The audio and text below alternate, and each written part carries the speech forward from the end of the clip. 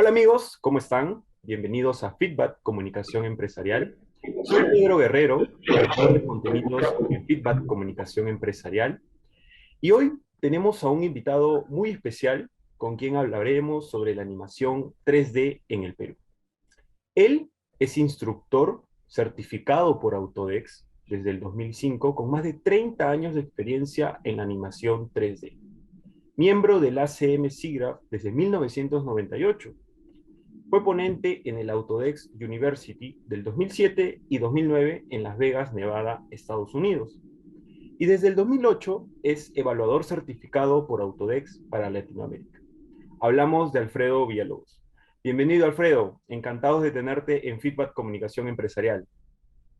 Muchas gracias por la invitación y encantado de poder colaborar un poco con tu proyecto y con aclarar un poco algunos temas y contar un poco cómo la animación 3D se inició en el Perú. Cuéntanos por qué elegiste el mundo de la animación 3D, dónde empezó todo y qué fue lo que te motivó.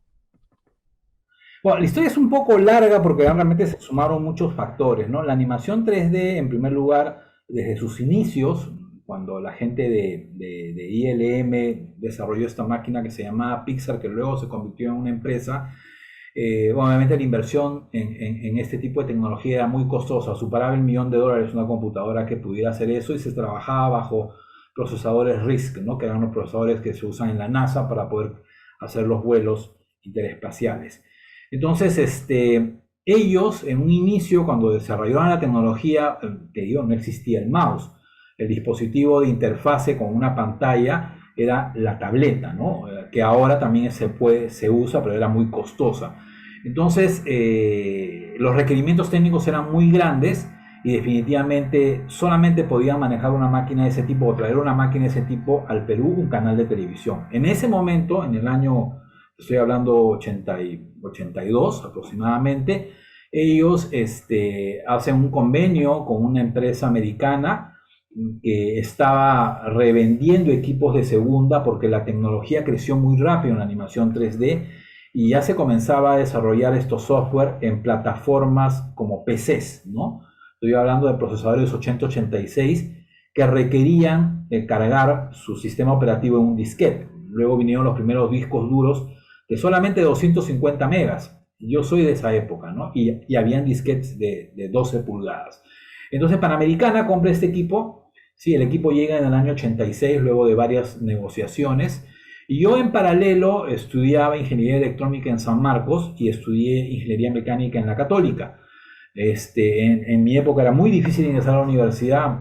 De 12.500, de 125.000 postulantes entraban 1.200 nada más. Entonces me demoré un poco en entrar a San Marcos Electrónica Digital.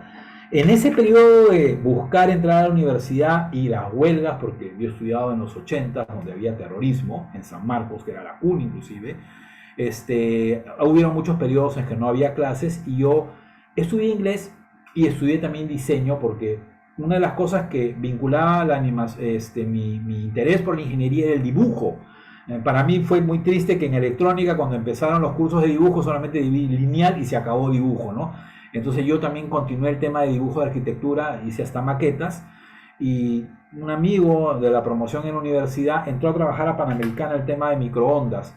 Entonces me dijo, Alfredo, han traído una máquina, en el 87 han traído una máquina que hace 3D, debe ser lo último en lo que tú haces, porque ni siquiera existía el AutoCAD todavía en ese momento, ¿no?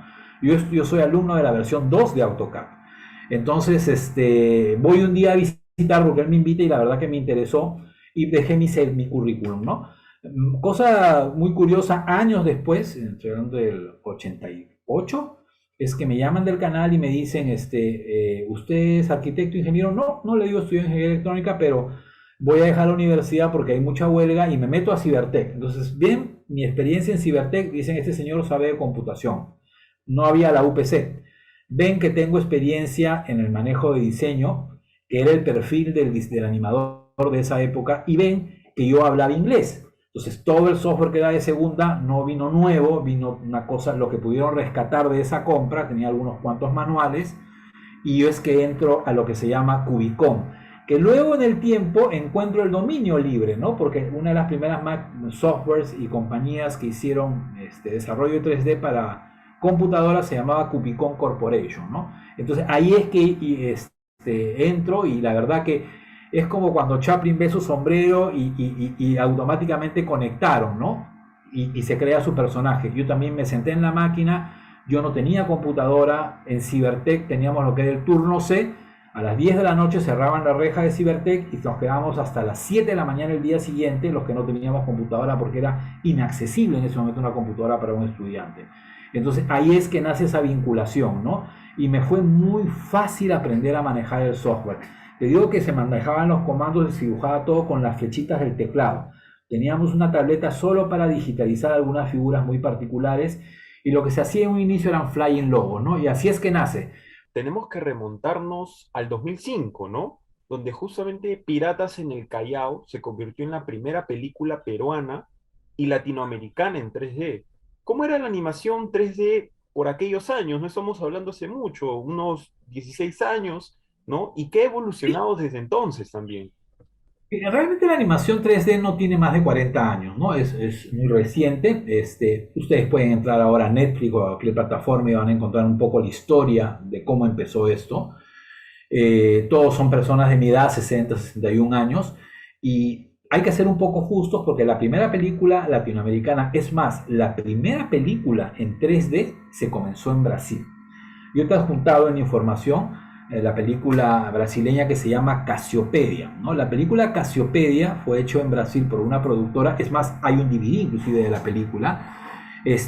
La gente de Alpamayo decían que era una película que no había estado en el circuito internacional de exposición de la película, es que realmente a los que hicieron la película no les interesaba mucho.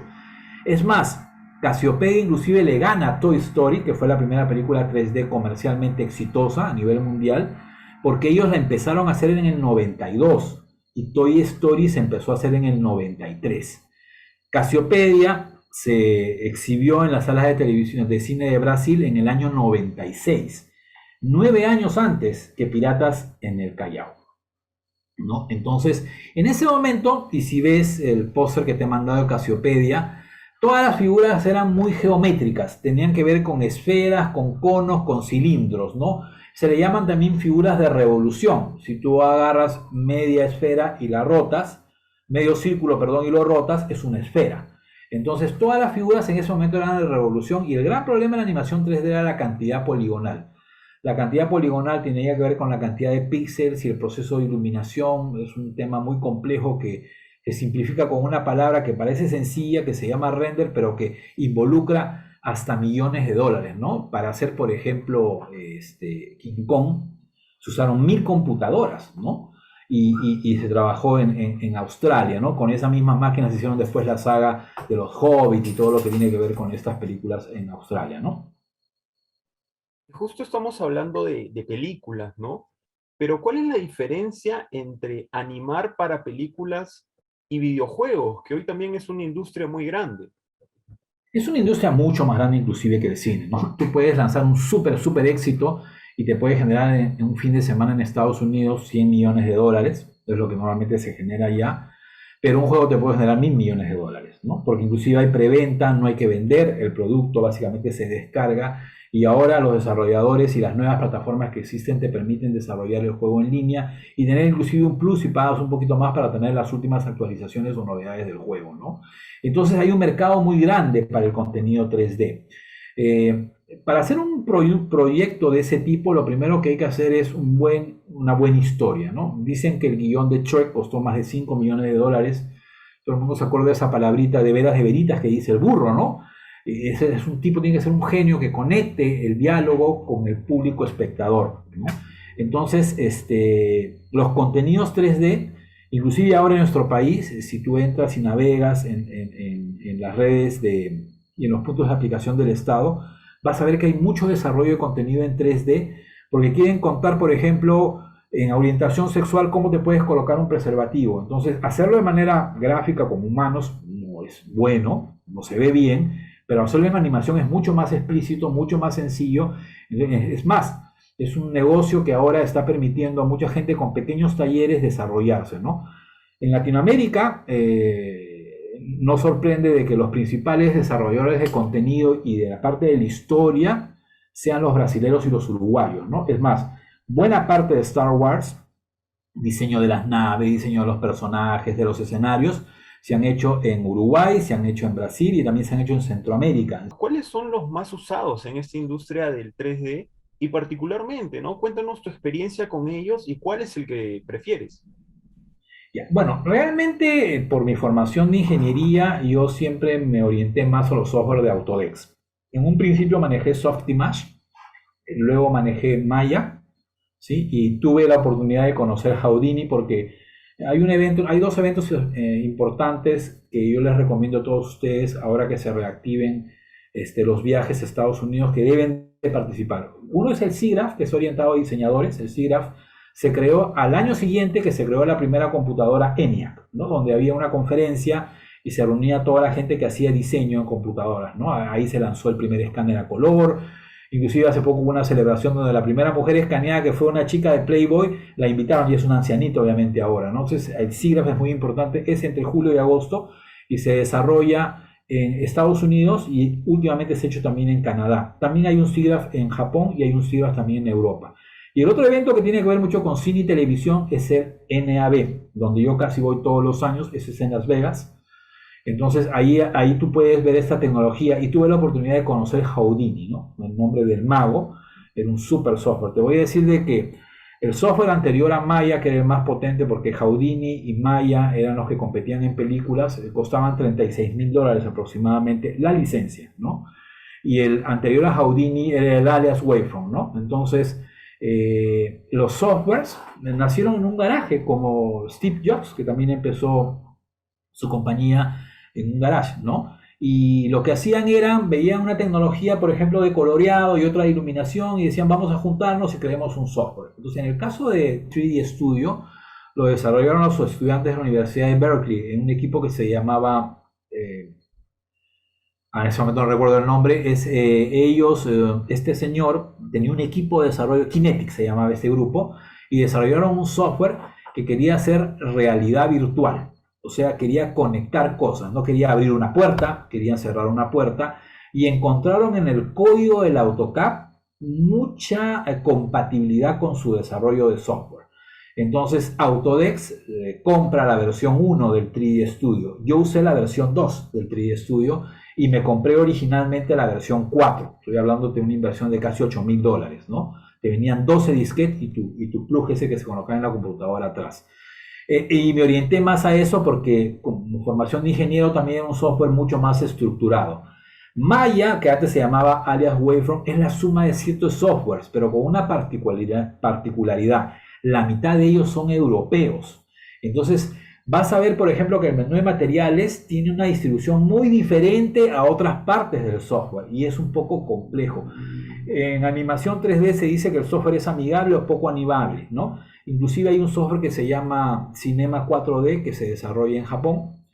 Es un software también muy potente, lo usan muchas industrias de cine de Hollywood y es muy parecido al 3D Studio, ¿no? Entonces, los que estamos más del área de ingeniería nos orientamos al 3D Studio y los que estamos más en el área de arte, de pintura, de diseño, que es muy libre, se orientan más ahora a Maya.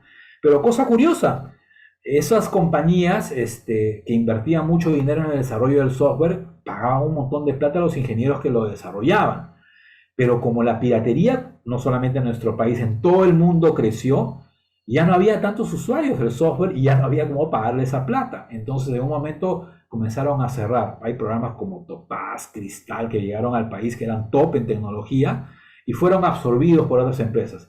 Tanto así que hoy Autodesk compró Softimage, le sacó todo lo que necesitaba en menú de materiales e iluminación y lo puso en Maya y lo puso en 3D Studio. Y también compró Maya. O sea, ya Maya ahora es parte de Autodesk, ¿no? Un software que me impresionó mucho a mí fue el Motion Builder, ¿no? Ese Motion Builder de la captura de movimiento. Y yo vi todavía en Estados Unidos los robots que te ponían detrás, porque antes se animaban bolitas, esferas, pero ahora pues se usa mucho lo que es la captura de movimiento. Entonces te ponían un exoesqueleto y tú te movías y obviamente podías trasladar ese código de animación hacia la animación de la computadora. Muchas veces pasaba que el brazo estaba por acá y lo empezaba atrás porque los puntos se cruzaban a veces en coordenadas, ¿no? Entonces, acá en Lima hay varios sistemas de captura de movimiento, hay como 4 o 5, la Universidad San Ignacio de Loyola, por ejemplo, y el instituto también lo tienen, ¿no? Son plataformas que en un momento costaban 150.000, 250.000 dólares. Ahora, inclusive con las cámaras que vienen en el PlayStation, tienen la misma tecnología y ahora con cualquier cámara y cualquier video se puede hacer y ahora un desarrollo de un área espacial tridimensional muy fácilmente, ¿no? Entonces, la pregunta en resumen sería Maya y 3D Studio que ahora van en exactamente lo mismo, ¿no? Pero, por ejemplo, 3D Studio se lanza la nueva versión un año antes, Maya se lanza cada 3 años, porque, como te digo, el código es tan complejo que es un software muy difícil de manejar. Muy interesante lo que nos cuentas, Alfredo. La verdad que, bueno, existen tantos programas, tantos software, ¿no? Y que esto cada año se va actualizando, mejorando, ¿no? Dando Sí, mejores versiones.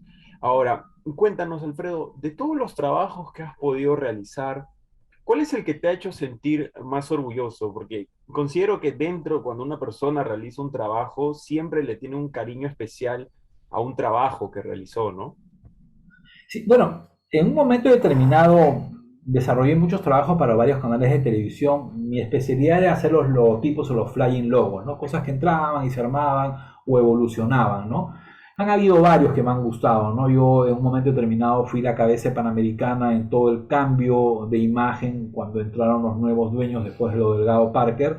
Hice muchos trabajos muy bonitos que, junto con una agencia que desarrolló los stories porque los otros que hacemos es el animador 3D lo que hace es plasmar, ¿no? O sea, la animación 3D es como un bisturí para el diseñador gráfico, ¿no? El doctor opera con el bisturí, que ahora inclusive usan láser, ¿no? Y hasta cámaras muy pequeñitas para poder generar menos daño en sus pacientes. Para nosotros la animación 3D es una herramienta, pero la idea viene de un equipo creativo, ¿no? No es que uno la cree, somos una parte del desarrollo. Esos trabajos de Panamericana, pero creo que me dio más satisfacción y premios fue el trabajo en 3D que hice para el comercio cuando estábamos postulando a estas nuevas maravillas que habían en el mundo, ¿no? Y que Machu Picchu ganó una de ellas. Teníamos que votar y no había una manera de votar más rápido o entusiasmar a la gente para que vote más. Entonces el comercio se le ocurrió hacer una animación multimedia de Machu Picchu. Te la he copiado para que la puedas ver. La versión Full HD que la trasladé a Prom Perú, que también se usó para difundir, visitar al Perú en Japón. Recibía mi animación, tú tocabas la pantalla y podías girar en todo Machu Picchu y entrar a ciertas partes, ¿no? Es una animación básica porque el medio de mostrar la animación era la web, ¿no? El internet. Entonces hicimos ese trabajo, 3 productoras antes que nosotros hicieron el trabajo, pero yo llegué en nombre de Autodesk para venderle al comercio el software porque tampoco lo tenía legal. Entonces ahí es que me dicen, oye, ¿no conocerás a alguien? Y digo, ¿cuál es el problema? No podemos cargar las imágenes de animación en la web porque pues no hay ahora tenemos ahorita 600 megas de velocidad en fibra óptica, pero antes pues la conexión era de 2 megas, ¿no? Entonces era muy difícil y la gente que votaba se colgaba la máquina y no votaba. Entonces lo que hicimos fue, porque había estudiado un poco de Flash, y hacer una secuencia. O sea, no es que pusimos la animación en video, pusimos fotogramas. Entonces, cuando la persona entraba a la web y apretaba la flecha a la derecha o a la izquierda del botón, lo que hacía era leer un fotograma y sabes que el Flash, que ya desapareció lamentablemente, tenía una precarga, ¿no? Entonces, ese premio, la verdad que la gente que lo veía decía, ¿cómo hay una animación 3D en una web? Porque en esa época era difícil mostrar eso. Y era realmente un truco, ¿no? Habíamos hecho una secuencia de imágenes. Tanto fue el truco que llamó la atención que ganamos el Mayoglyph. Bueno, el comercio ganó el Mayoglyph. Lamentablemente no tengo el acceso a la versión digital del 2008, la estaba buscando, pero no hay, solamente hasta el 2014 en el comercio. Tengo el periódico, si quieres te puedo mandar una foto de él. Ganamos el Mayoglyph, que es el Pulitzer de la infografía, ¿no? Bueno, el primer puesto, y nos pone muy orgulloso, fue The Guardian, y el otro fue National Geographic, ¿no? El comercio fue el tercer puesto y el comercio tuvieron la cortesía de poner mi nombre en ese premio, ¿no? Y luego, ahí nomás a los meses, ganamos el premio de la Sociedad Latinoamericana de Prensa, que también fue a la mejor infografía, ¿no? Creo que es uno de los que me ha dado más satisfacción. ¿Qué nos falta para alcanzar quizá a un nivel sudamericano, latinoamericano, a las industrias en animación 3D? Yo creo, y no quiero ser pesimista y no quiero desanimar a la gente que se mete a esto porque obviamente tiene mucha ilusión. Yo creo que un emprendimiento para desarrollar, por ejemplo, contenidos para el Ministerio de Cultura que hay y el Ministerio de Educación que hay un montón, les puede generar una carrera y una profesión, ¿sí? Pero nosotros no podemos ser ni Bollywood ni podemos ser Hollywood. Por una diferencia muy importante. O sea, el gringo no puede hacer un ceviche, ni un anticucho, ni un arroz chaufa como lo hacemos nosotros. Nosotros somos especialistas en cocina y hemos creado una gran industria. ¿Cuál es la razón? Nuestro gran gusto en la comida y que tenemos una fuente de mano de obra muy grande, ¿no? El peruano tiene mucho gusto para cocinar. El americano tiene mucho gusto para hacer plata. Ellos tienen un manejo de marketing espectacular y tienen una cantidad impresionante de salas espectaculares de cine y televisión que te pueden permitir generar 120 millones de dólares, ¿no? No es casualidad, por ejemplo, que Digital Domain tenga los dos récords de taquilla a nivel mundial, que son Titanic y Avatar. A mí me parece que la industria de animación de cine requiere de un consumo de cine muy grande, ¿sí? Ahora estamos por quebrar todas las salas. Tengo un amigo que es director de la parte económica en Cinemark y es grave que no haya venta de comida, ¿no? Pero son las políticas que ha dado el gobierno.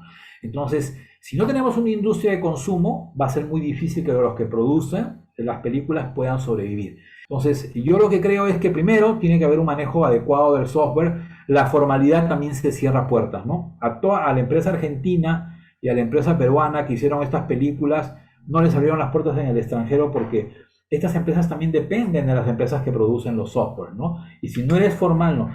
Hace 12 años, y disculpa que me extienda, de Autodesk me piden visitar a 12 empresas en el Perú, en Lima. 12 empresas y funcionaban en casas, ¿no? Y me decían que hacían contenidos para las diferentes compañías de juegos, que no les interesaba hacer publicidad, ganaban un promedio a 7, 8 mil dólares mensuales. ¿Y qué pasaba? Que en Los Ángeles, donde estaban las empresas que contrataban para juegos, les habían dicho, ya no te puedo pagar si es que no me mandas tu licencia original de Maya o de 3D Studio. Entonces, ¿qué hicieron estas dos empresas? Nos llamaron al distribuidor de Autodesk en el Perú para comprar el software.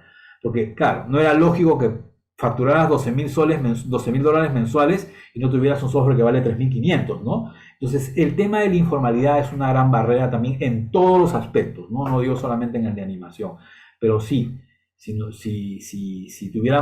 yo tuviera ahorita una hija o un hijo que tuviera que estudiar algo, le gusta el 3D porque uno en la vida dice que tiene que hacer dos cosas, ¿no? Un trabajo que no parezca trabajo, pero también un trabajo que te permita generar un sustento, ¿no? Entonces, trabaja en algo que te genere un sustento y luego haz lo que te gusta. Si quieres ser músico, toca música, no vamos a vivir de eso, no somos todos Gianmarco. Entonces, yo creo que va un poco la cosa por ahí, ¿no? Sí. Claro. Y justo ahora, ya un poco apelando a tu experiencia como docente, ¿no? Cuéntanos, ¿qué competencias, quizá cualidades, habilidades, consideras que deben tener las personas que quieran dedicarse a la animación 3D en el Perú? Es bien gracioso, pero tengo varios amigos y tengo bastantes conocidos de que qué difícil es en Estados Unidos formar un equipo de animación para una película, ¿no?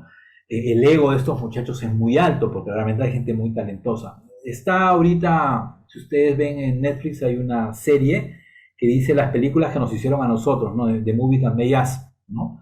Y ahí sale el diseñador de los esqueletos de Jurassic Park.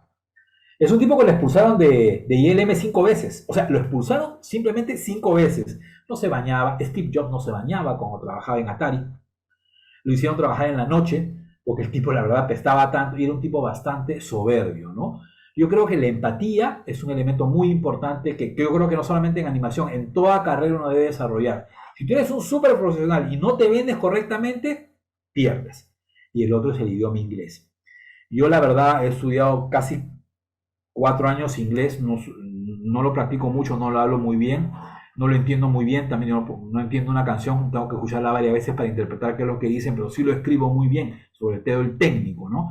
Y eso a mí me abrió las puertas en Autodesk. Entonces, el idioma es vital, porque toda la tecnología sale de los países con mayor recursos e inversiones, Estados Unidos, no hay otra, ¿no?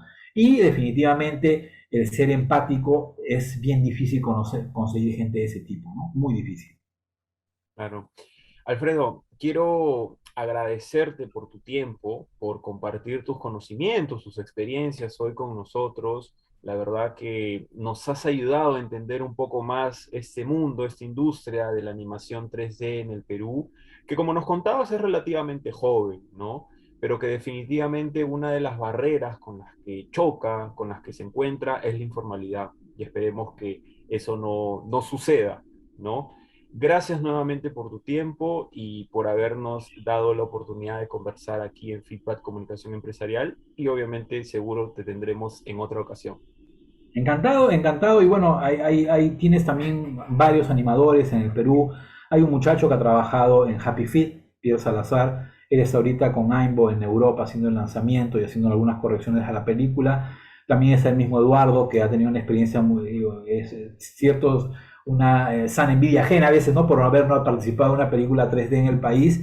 Pero bueno, es lo que me tocó a mí más orientarme en la parte de ingeniería, porque definitivamente en mi caso, con Autodesk pudimos lograr otros proyectos que nos permitieron crecer profesionalmente, que es lo que uno realmente busca, ¿no? Y encantado de colaborar con ustedes cuando gusten, aquí estoy a la orden.